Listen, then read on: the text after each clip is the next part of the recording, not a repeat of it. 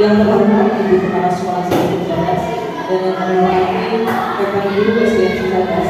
Pertama-tama kami mengucapkan puja syukur kepada Allah Subhanahu wa Ta'ala karena di kelas hatinya kita bisa berkumpul di ruang ini untuk melihat, menyaksikan dan mendengarkan presentasi dari rekan guru kita, yaitu Bapak Anjal Suwarjo dan Bapak Anjal Muhammad Fadila, guru olahraga di Guru di mana presentasi ini untuk melengkapi tugas akhir dari kegiatan meningkatkan kompetensi guru IPK ini. Untuk meneruskan waktu, kita buka hari ini dengan membaca bismillah bersama-sama. Selanjutnya sambutan dari guru kepala sekolah Ibu Nenek Mohaini SPDSD kepadanya disilakan.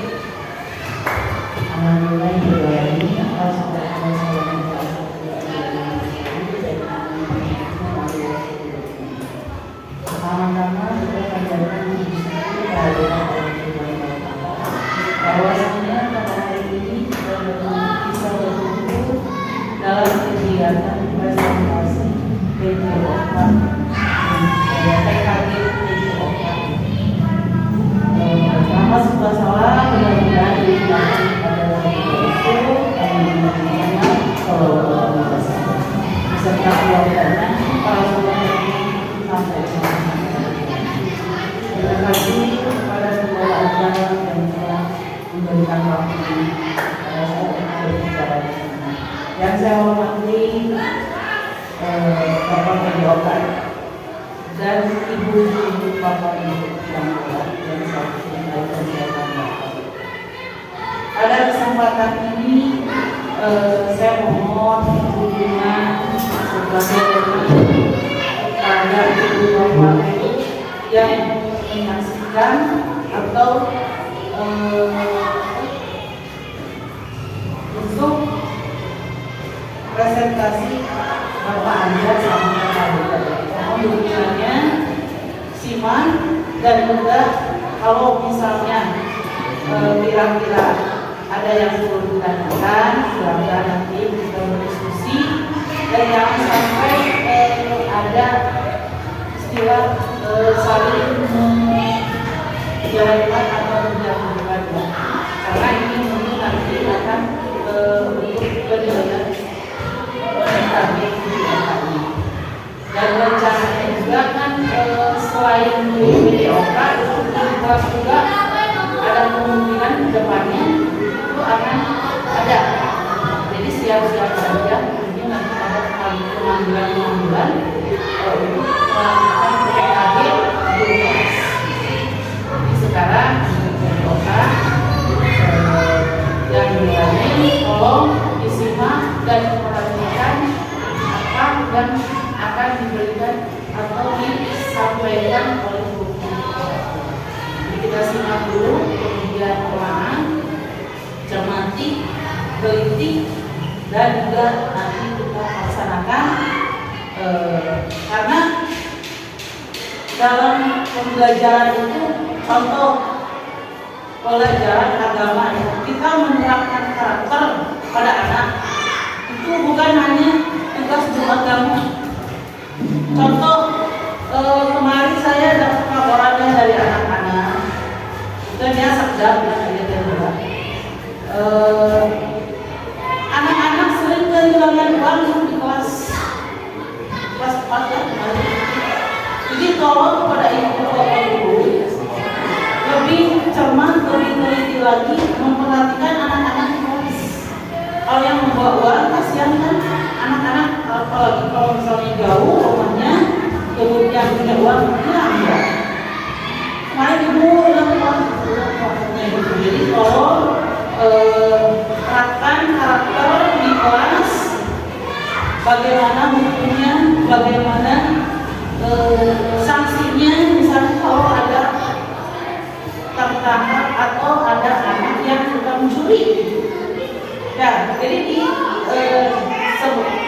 dimasukkan karakter-karakter dalam kebaikan, akhlak yang terpuji.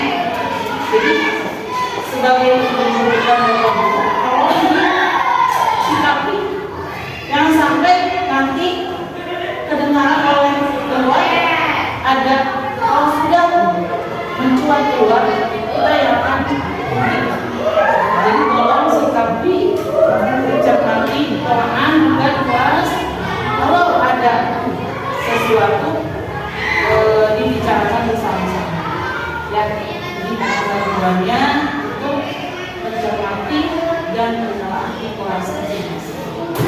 Mohon maaf yang sebesar-besarnya ada tambahannya juga sedikit. Jadi kepada yang akan melakukan tugas masing-masing silakan dan juga kepada yang bersimak di sini. Wassalamualaikum warahmatullahi wabarakatuh. Baiklah Bapak Ibu, untuk acara ini kita akan melihat menyaksikan dan mendengarkan presentasi dari rekan kita yaitu Bapak Anja Suwardo dan Bapak Reja Muhammad Fadila untuk melakukan presentasinya di hadapan Bapak dan Ibu. Yang pertama, presentasinya akan dilakukan oleh Bapak Anja Suwardo dan selanjutnya oleh Bapak Reja Muhammad Fadila. Pada Bapak Anja dipersilakan. Assalamualaikum warahmatullahi wabarakatuh. Waalaikumsalam warahmatullahi wabarakatuh.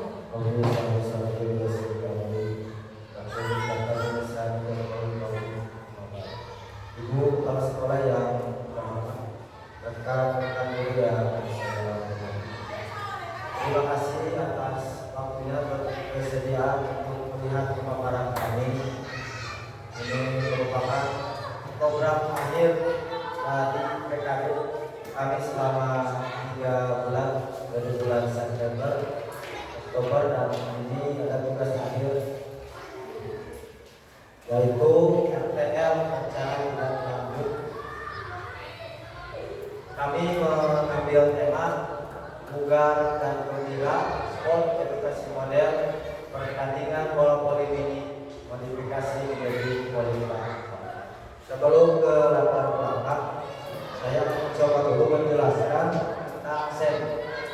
SEM itu merupakan program baru dari pendidikan jasmani yang melibatkan siswa. Siswa di sini tidak hanya sebagai pelaku insan olahraganya saja, tetapi di sini siswa menjadi aktor dari semuanya, dari mulai wasit, dari mulai skori, dari panitia dan sebagainya. Yang menjadi latar belakang kami memilih pertandingan bola voli kualifikasi menjadi bola voli tanah itu salah satunya yaitu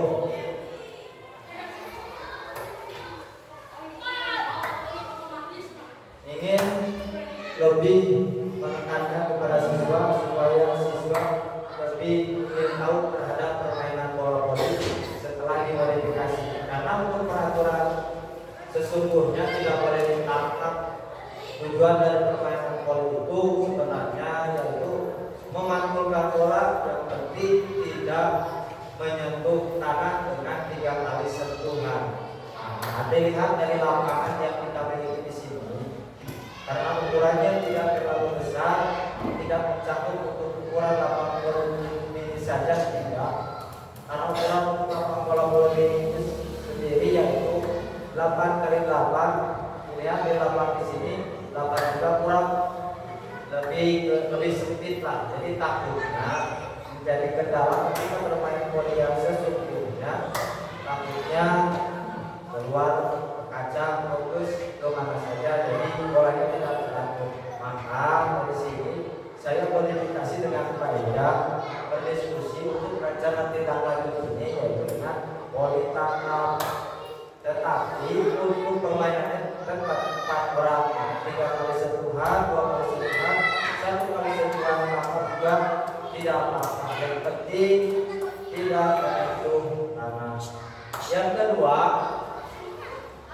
dari latar belakang ya, yaitu karakteristik lapangan. Tadi saya sudah jelaskan karena lapangannya tidak cukup besar dan masih terlihat kecil kalau kurang bola voli. Yang kedua,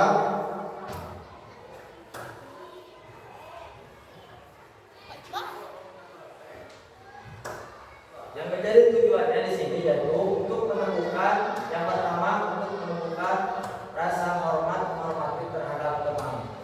Ini mungkin dengan disatukannya dalam suatu acara untuk bisa menghindari salah satunya, karena kalau kerjasama mungkin anak jadi sudah tahu karakter masing-masing. Ini untuk menghindari, bisa jadi untuk menghindari dari bullying itu sendiri.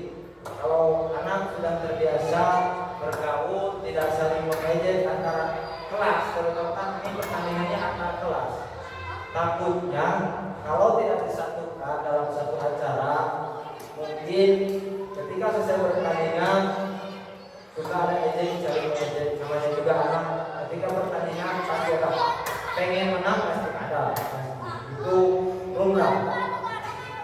Yang kedua, untuk melestarikan permainan bola voli itu sendiri. Nah, ini menjadi cabut buat kami berdua mungkin di sini ya, gimana caranya permainan voli di sini bisa lebih bergeming lagi dari sini ya, dengan lapang seadanya, dengan untuk fasilitas mungkin untuk bola ada di sini, tapi yang menjadi kendala yaitu lapangan itu sendiri.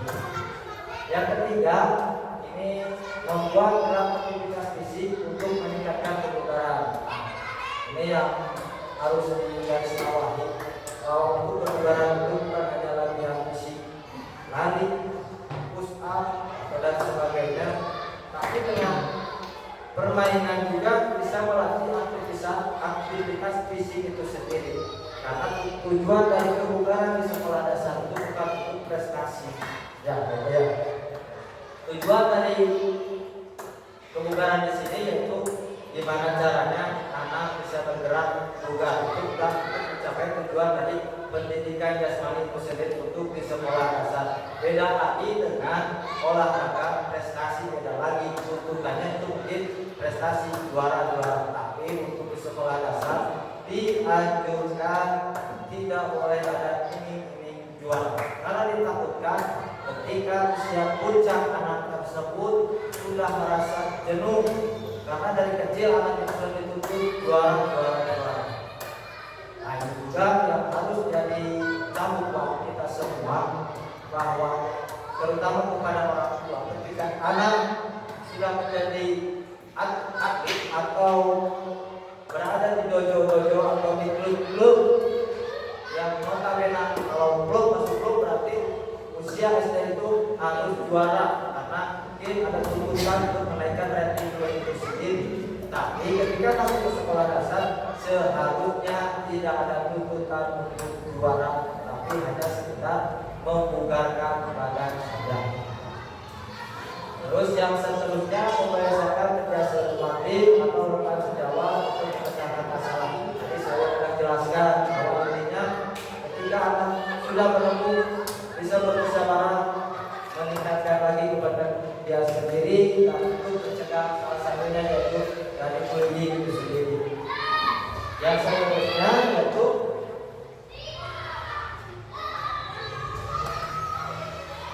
capaian yang dicapai oleh kami berdua dari hasil PKG selama ini. Itu yang pertama, peserta didik mampu melakukan diskusi dalam perencanaan program dan membentuk kepengurusan dalam pertandingan. Ini mungkin tadi juga sudah dijelaskan, dengan adanya SEM ini peserta didik semua berperan aktif semuanya, dari mulai perencanaan, dari mulai technical meetingnya, dari susunan acaranya, dari pelaku siapa, dari wasitnya, dari yang menjadi aparatnya siapa, yang menjadi pemegang kekuasaannya siapa, itu anak yang menentukan, anak yang menjadi peran aktif semuanya. Misalkan contohnya sudah pernah dilaksanakan 2 minggu kegelapan. Ketika dicoba simulasi SEM untuk kelas 6, kelas Gunawan sama Pak Herwan, ternyata anak antusias, meriah sekali dari mulai dia-dianya anak bikin sendiri. Terus ada penampilan dari anak yang nyanyi. Nah, untuk kedepannya mungkin untuk simulasi yang selanjutnya dari LTR dari bukti karya kami, karena lanjutan dari ini yaitu bukti karya. Kalau CGP mungkin panen karya, kalau kami yaitu bukti karya yaitu video SEM itu sendiri. Nah, ini kami yang buat berarti poli tangkap yang akan dilaksanakan insya Allah Rabu depan. Mohon dukungannya dari Bapak Ibu semua agar acara kami bisa berjalan dengan lancar. Terus berdasarkan pengalaman pertama tentang pengelolaan dana sudah tadi saya sudah jelaskan tidak anak lebih kompeten, lebih intinya mungkin peningkatan intelektual anaknya itu bisa lebih meningkat, itu mandirian anak itu bisa lebih meningkat. Jadi tidak ayo sama terus, tapi intinya mereka yang lebih inovatif. Yang selanjutnya memberikan pemahaman dengan perlunya kerjasama. Terus ini yang selanjutnya yaitu struktur program kemitraan. Program sekolah yang dilakukan merupakan program kurikuler sekolah sebagai pembuatan dari lingkungan kurikuler. Ini dilaksanakan mungkin pada jam pelajaran, bukan di luar jam pelajaran, karena ini maksudnya intrakurikuler bukan ekstrakurikuler di luar jam pelajaran. Karena ini untuk lebih meningkatkan motivasi siswa, belajarnya lebih meningkat, lebih antusias terhadap pembelajaran olahraga, lebih semangat. Tapi ini untuk semuanya juga bisa, jadi lebih tidak hanya untuk pembelajaran olahraga saja, mungkin ya bisa kita kolaborasi mungkin semuanya, di mana menciptakan sebuah acara dari kelas 1 sampai kelas 6 dengan bukti SEM ini sendiri. Tapi kalau kami untuk sekarang baru untuk kelas 6 saja. Yang kedua, yang terlibat dalam program ini yang pertama mungkin kepala sekolah, kesiswaan, guru-guru, sarana dan guru kelas 6, seluruh siswa kelas 6. Mungkin ini tidak akan bisa berjalan dengan lancar kalau tidak didukung oleh para yang berada di sekolah tersebut. Jadi kami memohon dukungannya dari semuanya agar acara ini terlaksana dengan baik dan sukses.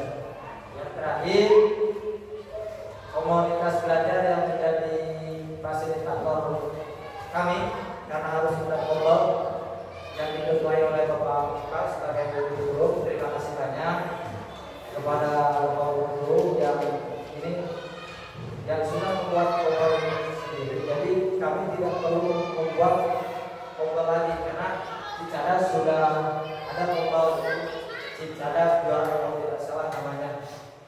Ya, juara ya.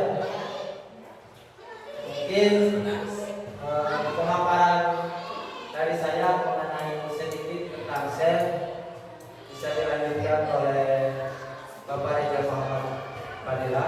Apabila ada yang perlu didiskusikan, bisa nanti akhir sesi kita berdiskusi untuk merancang atau ada masukan buat kami buat dan meja agar kedepannya bisa lebih profesional dalam mengajar. Terima kasih.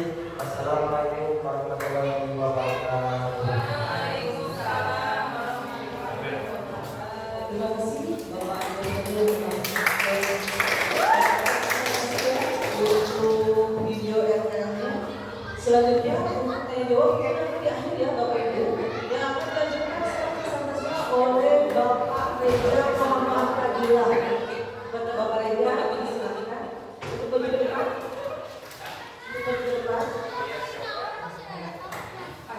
Terima kasih Bapak yang sudah memperhatikan presentasi kami. Mungkin sebelum saya mau masuk ke materi yang disampaikan, saya akan menyampaikan beberapa poin hasil dari pembelajaran atau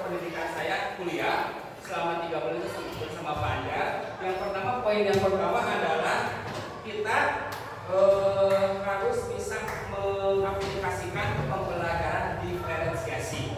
Apa itu Pak diferensiasi? Diferensiasi itu berasal kata apa? Asal kata dari bahasa Inggris yang asalnya itu adalah different, yang berarti yang artinya adalah perbedaan. Nah, jadi intinya apa? Maksudnya inti di sini adalah pembelajaran yang berbeda, yang artinya kita sebagai guru harus bisa memodifikasi pembelajaran supaya pembelajaran itu memunculkan rasa inovatif, aktif, energik, dan kreatif. Bagaimana contohnya? Yang kita membuat suasana di kelas ataupun di luar di lapangan dengan intinya mungkin menunjukkan rasa menunjukkan senyum kita. Terus rasa sama kita sebagai seorang guru harus bagaimana? Terus membangkitkan rasa percaya diri seorang siswa yang mana mungkin dari banyaknya siswa ada beberapa siswa yang memang kurang rasa percaya diri itu kurang kuat. Jadi ketika dia belajar dia hanya diam saja karena memang tidak ada rasa percaya diri untuk beraktivitas. Nah, itu tugas kita sebagai guru harus bisa memunculkan rasa percaya diri supaya nanti dia ketika berkelompok bersama teman-temannya atau ditanya sama gurunya dia langsung menjawab. Itu yang pertama Bu. Yang kedua, tadi seperti yang sudah Anda sampaikan, guru tidak menekankan prestasi kepada siswa Bu. Karena kita yang berada di lingkungan sekolah dasar yang mana hanya dituntut untuk memberikan pengajaran dasar atau awal. Tujuan utamanya dalam hal ini adalah membangun karakter siswa dalam kehidupannya, termasuk pendidikan, intinya berakhlak mulia, bersikap sopan terhadap orang tua. Nah, seperti itu mungkin Bu ya yang bisa saya sampaikan untuk kedepannya, yang mungkin kita pun tidak harus menuntut nanti seperti apa yang rekan saya Panjar sampaikan, untuk siswa SD itu tidak dituntut harus berprestasi. Yang penting kita membentuk karakter siswa itu baik, menghormati sesama rekan maupun lebih hormat kepada orang tua. Itu aja sebenarnya yang kami dapatkan dari pembelajaran 3 bulan tersebut. Nah, untuk itu Bu, terus kita pun harus bisa selain kita membentuk karakter anak, kita juga harus memberikan rasa atau penilaian positif dari guru ke siswa, dari guru ke siswa, terus dari orang tua juga, terus apalagi masyarakat. Contohnya mungkin dari pembelajaran kita sendiri, kita tidak harus belajar di kelas. Sekali-kali bawa anak keluar Bu. Itu contohnya saya Bu ya, ketika pembelajaran olahraga yang mana mungkin saya tidak jarang mengajarkan pembelajaran di sekolah, tapi di luar. Nah, saya juga sebenarnya punya program ya, yang mana program ini mungkin bisa menghasilkan beberapa nilai positif bagi masyarakat khususnya dan juga para orang tua. Nah, program ini mungkin sudah saya jalankan dan mungkin akan jalankan lagi, yang namanya program ini namanya Abdi Bakti.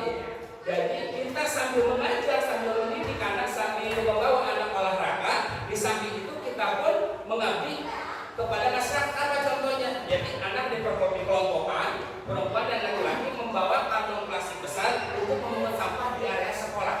Intinya kita pembelajaran masih lanjut. Karena apa? Kita ambil temanya jalan santai. Nah, jalan santai itu sendiri kan mungkin berpacu pada materi yang diberikan. Jadi samping itu juga ketika jalan santai kita terlihat sama masyarakat. Nah, di samping itu kita memberikan nilai positif kepada masyarakat. Ternyata dengan olahraga tapi membuatkan sampah gitu kan di jalannya. Jadi kan otomatis masyarakat pun menilai positif kebijakan kita gitu.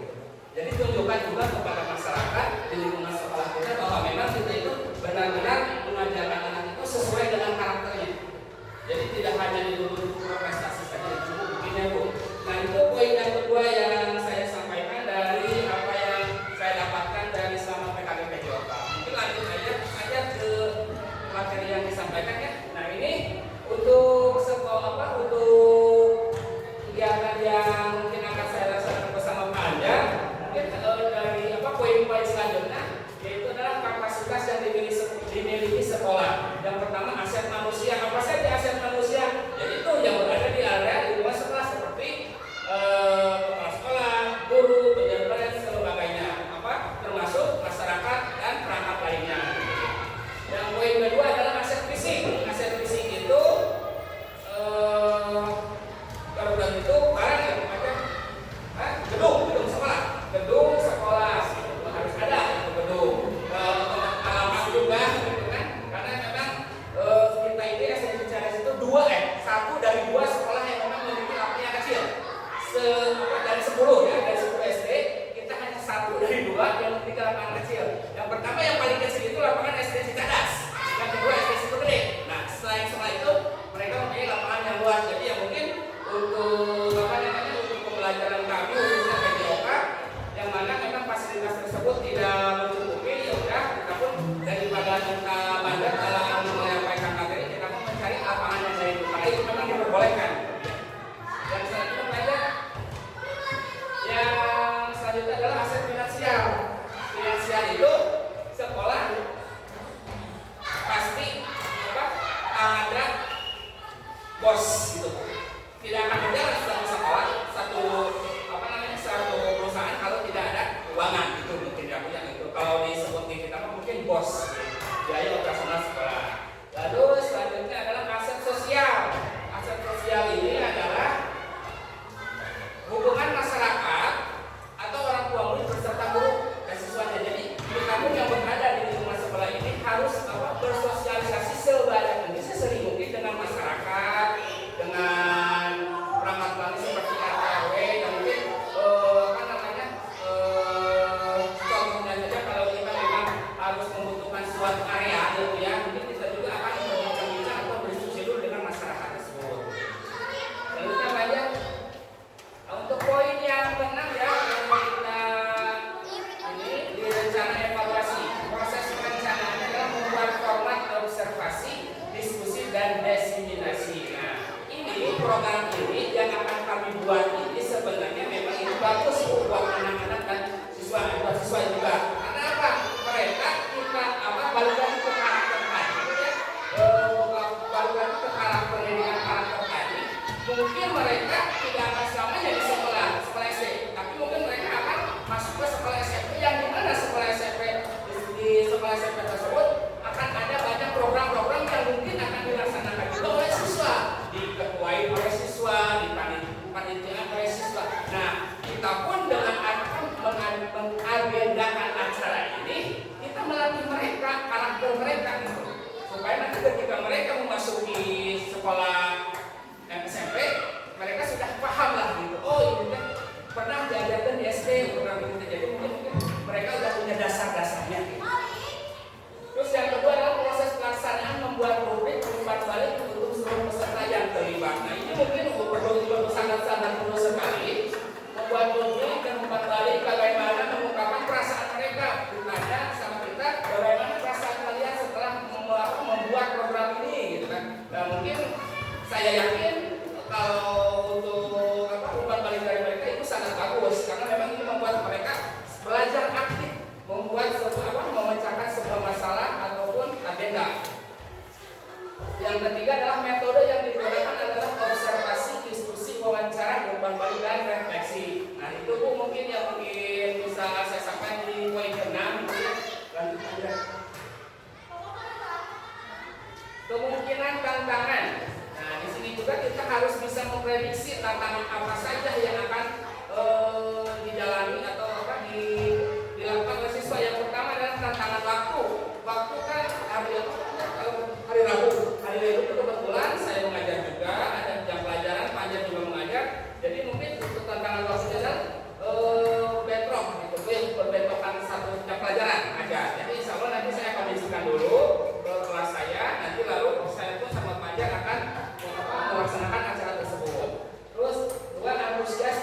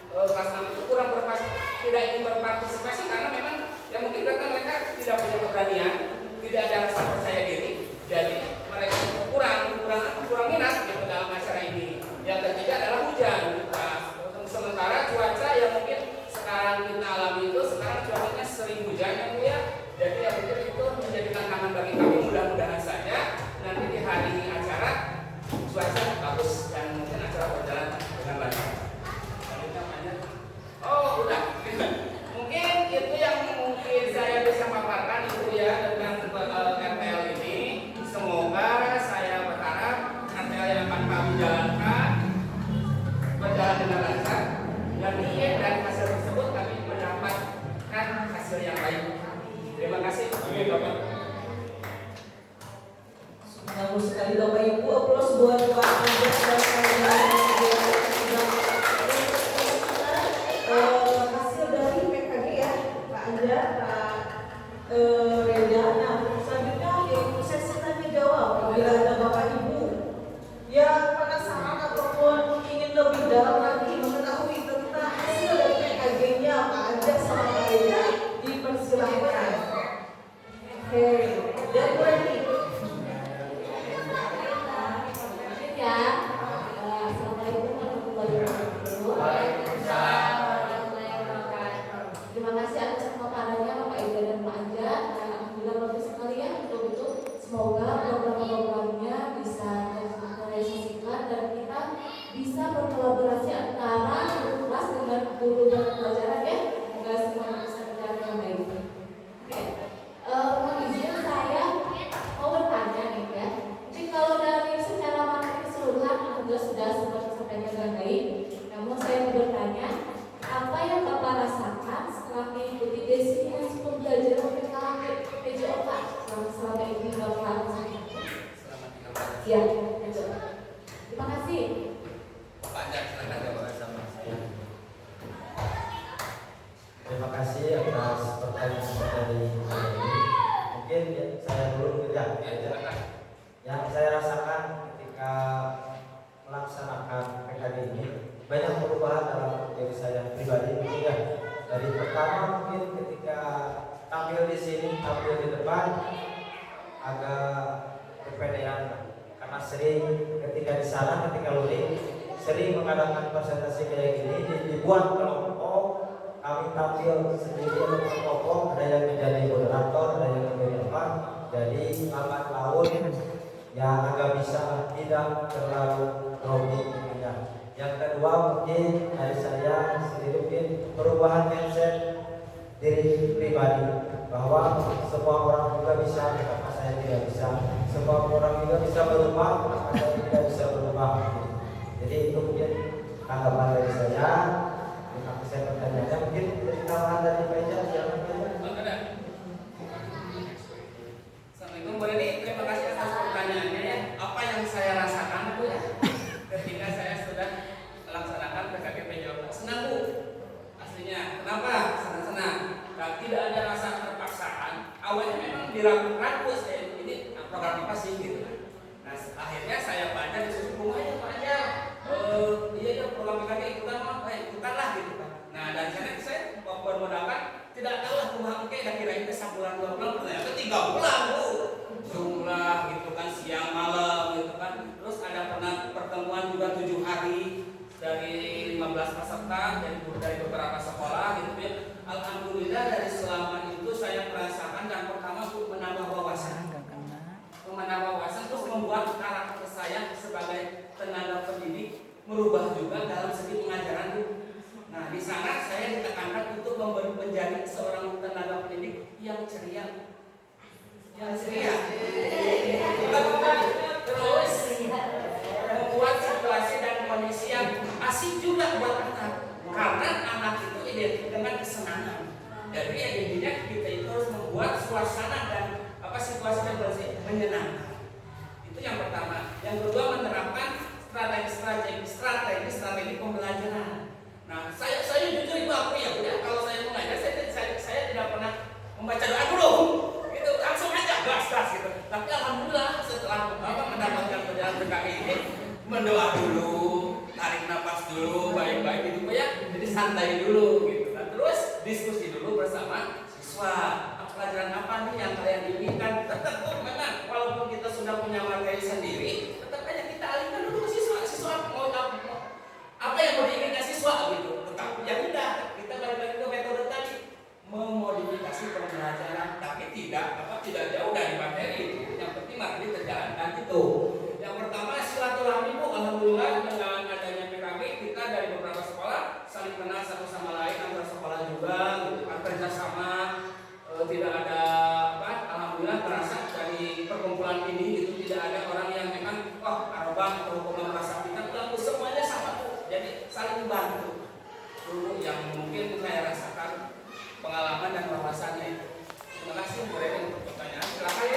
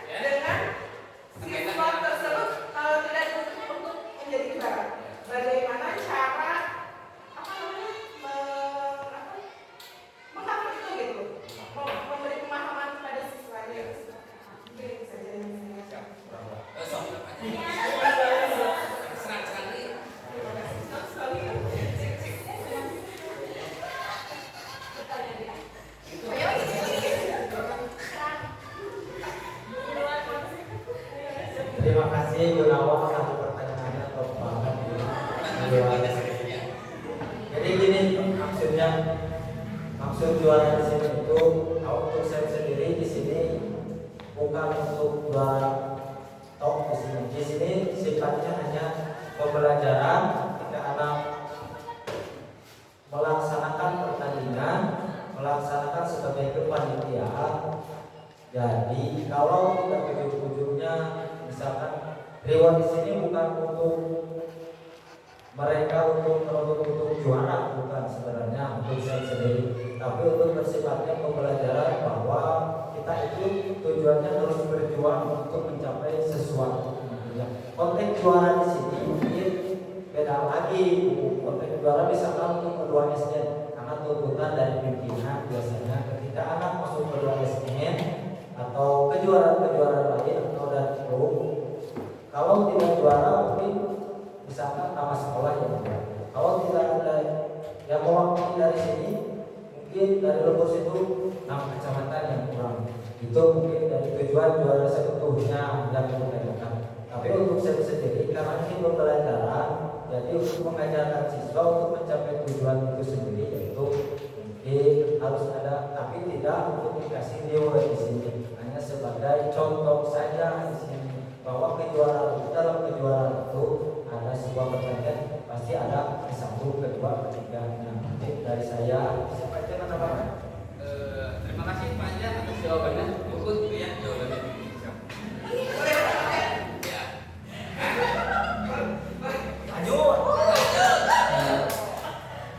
Baik Pak Anja, jadi yang saya tangkap di sini kalau untuk metode SEM itu sendiri berarti stimulasi kita terhadap siswa untuk daya juang mungkin ya. Seperti itu. Jadi yang saya tangkap juara di situ bukan dituntut menjadi juara yang profesional, lebih tujuannya ya happy menikmati pembelajaran. Seperti itu kan? Iya. Oke, Maksud terima kami kasih. seperti itu. Yang menciptakan situasi dan kondisi yang menyenangkan. Iya, hebat ya Pak Anja sama Pak Reja, jawabannya dua-duanya luar biasa. Ada yang bertanya lagi? Bapak Ibu? Pak Iqbal mau bertanya silakan Pak Iqbal. Maaf ya. Terima kasih Pak Iqbal. Oke, cukup berarti Bapak Ibu ya. Alhamdulillahirobbilalamin, kegiatan presentasi hari ini sudah selesai. Saya sebagai MC mengucapkan terima kasih dan mohon maaf apabila ada salah kata. Wassalamualaikum warahmatullahi wabarakatuh.